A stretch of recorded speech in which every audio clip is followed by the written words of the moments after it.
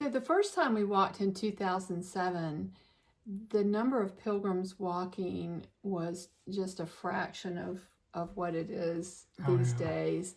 And so things have changed to the point that, whereas on that first trip, we stayed in albergues the whole way, and we just would walk up and make sure there was a bed and start our afternoon and nightly routine as we checked in.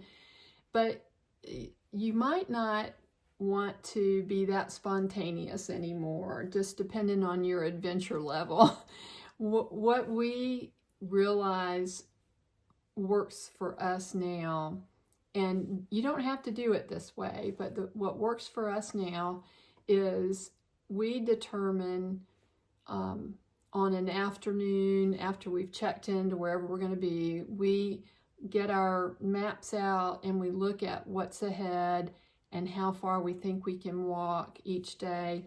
And then we use a booking site, like a hotel booking site, to see which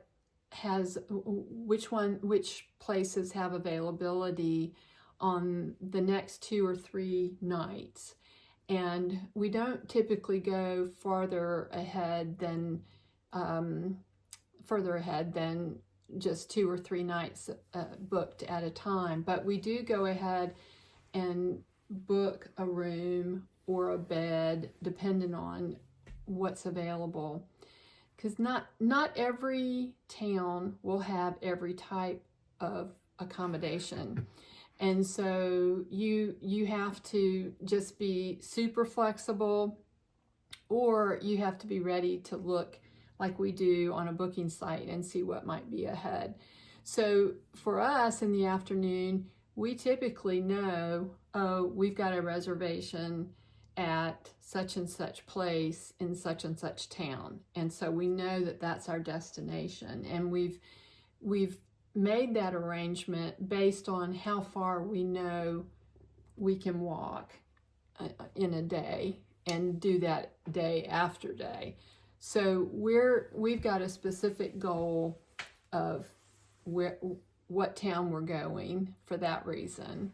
Were you going to say something? Well, the other thing I was going to say is if you have decided that you want to use the pack service to carry either a big pack or a suitcase even, and you're just carrying a day pack, then you have to have a place where they know where to drop your bag. So again, these are things that you have to decide what's right for you. As we've aged, we have found that walking with less weight is good for us. We don't recommend that for everybody. It's really a personal decision. And the same thing about albergues versus hotels. Your budget, can you sleep at night with other people?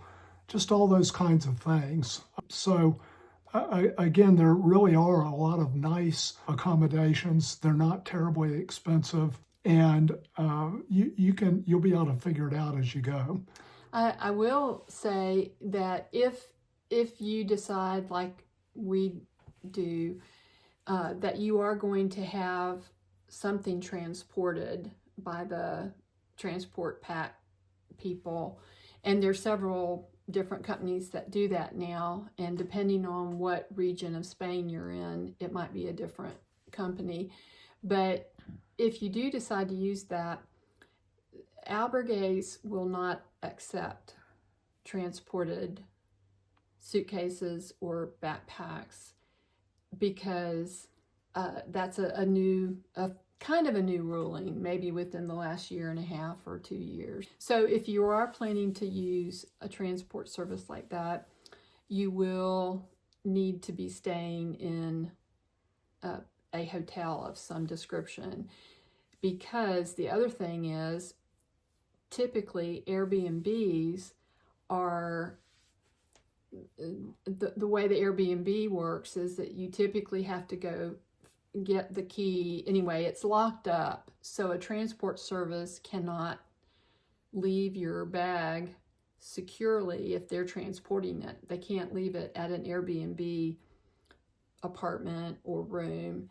So the only time you can have your bag transported that I can think is if you're staying in a hotel. And then typically a hotel will have an area in their lobby that's secure, that the transport services leave bags, backpacks, whatever it is.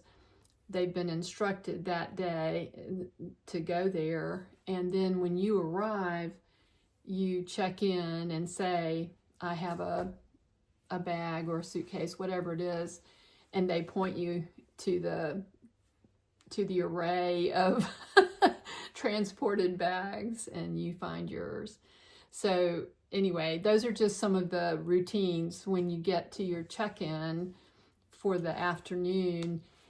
Typically, an albergue doesn't allow check-in to start happening until no sooner than 2, and sometimes it's as late as 4, but that varies too. But typically, if there are other pilgrims, and it's a municipal albergue, which is one of the public ones, they can either start lining up backpacks, queuing them up as to when they arrived and when they can check in, because you don't typically make a reservation at a municipal albergue.